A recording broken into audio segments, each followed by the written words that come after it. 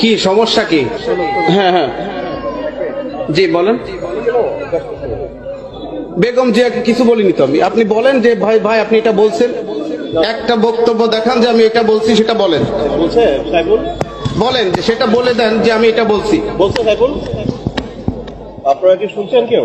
হ্যাঁ আপনারা বলেন যে আমি এটা বলছি, তাহলে আমি সেটা দেখে আমি একটু শুনতে চাই এখানে কি উনি কি কোনো বক্তব্য দিয়েছেন, পলিটিক্যাল বক্তব্য বা খালেদা জিয়াকে নিয়ে কোনো বক্তব্য দিয়েছেন?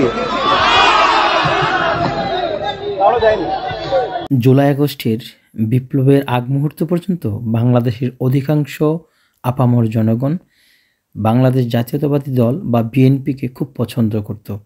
দ্বিতীয় স্বাধীনতা অর্জনের পর থেকে বিএনপির কেমন যেন রূপ পরিবর্তন হতে থাকে। মনে হচ্ছে তারা যেন আওয়ামী লীগের দেখানো পথেই হাঁটতে শুরু করেছে। আওয়ামী লীগবিহীন ফাঁকা মাঠে বিএনপি চাঁদাবাজি এবং দখলদারিত্বের প্রতিযোগিতায় নেমে পড়ে। বিএনপির উচ্চ পর্যায়ের নেতৃবৃন্দের মুখ থেকে ইসলাম বিদ্বেষী, জামাত বিরোধী, জাতীয় নাগরিক কমিটির বিরুদ্ধে রাজনৈতিক প্রতিহিংসামূলক একের পর এক বক্তব্য দিয়েই চলছে। জনগণ এতটুকুই বিরক্ত হতে চলেছে, এখন দেখা যাচ্ছে সাধারণ মানুষ বিএনপির পক্ষ ছেড়ে জামাতের দিকে ঝুঁকে পড়ছে।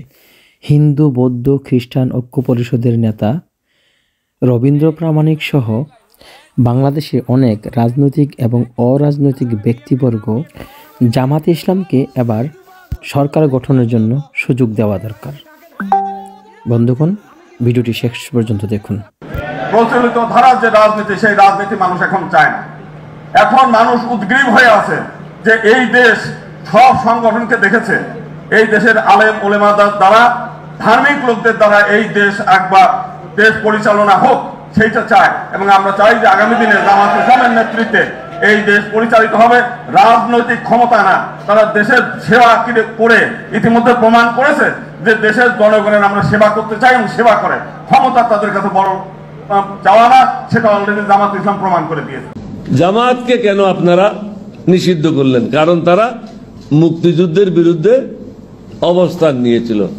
তারা তো যুদ্ধ করে নাই, তারা তো কোনো মানুষকে মুক্তিযুদ্ধের সময় খুন করে নাই। কিন্তু আওয়ামী লীগ তো কয়েক হাজার লোককে খুন করেছে, 30,000 আহত করেছে। আমরা সবাইকে দেখেছি, কিন্তু এখন যে দলের কথা বললেন, আমি তাদের মধ্যে মেধা, প্রজ্ঞা যথেষ্ট আছে, দেশপ্রেম তাদের মাঝে অনেক আছে, আর সেজন্য তাদেরকে অনেক নির্যাতন সহ্য করতে হচ্ছে। আপনারা হয়তো অনেকে বলতে পারেন যে আমার জন্মদেশ কি আফগানিস্তান হয়ে যাবে, কি ইরান হয়ে যাবে? না না না না, দিস ইজ বাংলাদেশ। সেই দল যদি ক্ষমতায় আসে, বাংলাদেশ কখনো আফগানিস্তান হবে না, বাংলাদেশ কখনো ইরান হবে না। বাংলাদেশ ইজ বাংলাদেশ, এবং তাদের আসা উচিত এবং তাদেরকে আসতেই হবে। আর তারা যদি এককভাবেও যদি ক্ষমতায় না আসে, আমি বনি আমিন আজ বলছি, ক্ষমতার বার্গেনিং পাওয়ারে এই জামাতে ইসলামী এখন দাঁড়িয়ে আছে। ক্ষমতায় নিরঙ্কুশ সংখ্যা গরিষ্ঠতা যদি তারা নাও পায়, but they will be the bargaining power of Bangladesh. ক্ষমতার খুবই খণ্ড খণ্ড ভাগে তারা এসেছিল, তারা ছিল। আগামীতে they will be the king maker, এরাই হবে কিং মেকার। আমি যেটা বোঝাতে চেয়েছিলাম যে এরাই হবে ক্ষমতার বার্গেনিং পাওয়ারে, এবং they will be the king maker. মনে রাখবেন, কিং হওয়ার চেয়েও কিং মেকার যারা, তাদের পাওয়ার অনেক বেশি। আপনারা সত্যের পথে থাকবেন, চেষ্টা করবেন দেশে সুষম বন্টন, সম্পদের বন্টন এবং সুন্দর রাজনীতি যেন চর্চা হয়, এবং জবাবদিহিতা যেন থাকে। যে কেউ অন্যায় করে গেলে মামা, খালু বা আলু ওগুলো বলে যেন পার না পায়। আর সেটা একমাত্র সম্ভব হবে সেই king maker party. That's all. আমি বারবার সেই পার্টির নাম নিচ্ছি না, আমি বনি আমিন এর চেয়েও আর কিছু বলতে চাই না বেশি। আমি চাই যে আজীবন আমাদের বাংলাদেশের জামাতে আমির ডক্টর শফিকুর রহমান আমি মনে করি উনি সম্ভাব্য প্রধানমন্ত্রী। উনি যদি এই দেশের দায়িত্ব পেয়ে যায়, আমরা আজীবনের জন্য কোনো নির্যাতিত হব না। আমাদের কোনো ধর্ম অনুষ্ঠান করতে গিয়ে কোনো পুলিশ নিরাপত্তার প্রয়োজন হবে না। আসুন আমরা দল মত ধর্ম বর্ণ নির্বিশেষে এই 5টি বছরের জন্য ডক্টর শফিকুর রহমানকে আমরা প্রধানমন্ত্রী করে বাংলাদেশকে বিশ্বের মধ্যে একটা মডেল দেশে রূপান্তরিত করব। স্বাধীনতার মহান ঘোষকের সুযোগ্য পুত্র বাংলাদেশের বৃহত্তম রাজনৈতিক দলের চেয়ারপারসন হচ্ছে বেগম শহীদ প্রেসিডেন্ট জিয়াউর রহমান তারেক রহমান। তার নামটি উচ্চারণ করতে হলে উঁচু করে করবে।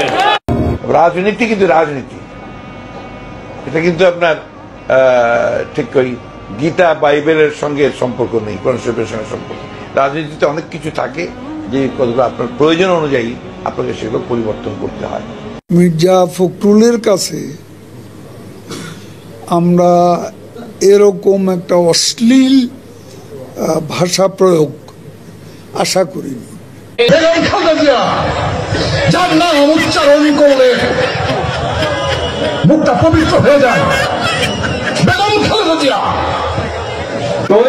জিয়া রহমানের নাম নিলে প্রতিদিন ব্যস্ত দিচ্ছে, আমি বিশ্বাস করি। ধর্ম ব্যবসায়ীরা কিন্তু ধর্মভীরু নয়, ধার্মিক নয়। ধার্মিক তারাই যারা ধর্মভীরু। একটা রাজনৈতিক দল সম্পর্কে আমরা ভালোভাবেই জানি, যখন উদ্দেশ্যমূলকভাবে বলে যে এক স্বৈরাচারকে বিদায় করে আর এক স্বৈরাচারকে নিয়ে আসবে, কাকে উদ্দেশ্য করে বলেন? এক চাঁদাবাজকে উৎখাত করে আর এক চাঁদাবাজকে, এই সমস্ত কথা যখন বলেন কাদেরকে উদ্দেশ্য করে বলেন? ওই যে কে যেন আজহার নাকি মাজার একজন আছে, আগে ওরা খাইছে এখন এরা খেতেছে না, কি বলছে না? ভাই রে, রাজনীতি করবেন স্বনামে আসে, আড়াইলে আপনার লেগে রাজনীতি করে। স্বাধীনতার পর থেকে শুধু শাসকের হাত বদল হয়েছে, আমরা কিছু পাই নাই, ঠিক কিনা বলেন? শুধু ওনাদের দোষ দিয়ে কি লাভ? একদল খাইছে আরেক দল খাওয়ার জন্য রেডি হয়ে আছে। আমি তো বলি যে এই যে আজহারিকে দিয়ে বক্তৃতা করায়, সিলেট তো আজহারিকে বাধা দিচ্ছে, যা ইচ্ছা তা বলতেছে মৌলানা মৌলবীরা, এবং হেলিকপ্টারে যাইতেছে, গাড়িতে যাইতেছে, লাখ লাখ টাকা নিতেছে। এটা তো একটা ব্যবসা বাণিজ্যের ব্যাপার। এবং এরা তো দুনিয়ার সমস্ত কালচার শেষ করে, বাঙালির যে কালচার, শিক্ষা, সংস্কৃতি, নাটক, যাত্রা, গান, বাউল, মাজার সব শেষ করে দিতেছে। তারা কি চায় তারা এই দেশে? আমি তো চ্যালেঞ্জ করছি যে জামাত এককভাবে যদি 20টা সিট পায়, 10% ভোট পায়, 10% ভোট 20টা সিট একা একা যদি পায়, এত বাকবাকুম করেন কেন? মৌলবাদী দল এখানে ক্ষমতায় আসবে তার কোনো সম্ভাবনা নাই। বাংলাদেশের 52 বছর ইতিহাসে দেখা গেছে যে কখনোই কোনো মৌলবাদী দল তারা ক্ষমতায় আসতে পারেনি, বরঞ্চ তাদের যে শক্তি, সেই শক্তি দিন দিন ক্ষীয়মান। আপনার কাছে মনে আছে আওয়ামী লীগের সময় যে কাউয়া কাদের ছিল? বিএনপির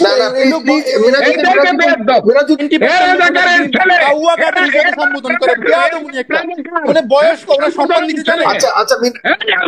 ছেলে, দেখেন ওনার ব্যবহার দেখেন। সাগর ভাই, আপনার অনুষ্ঠানে আপনি এ ধরনের ব্যবহার অ্যালাউ করেন কিভাবে?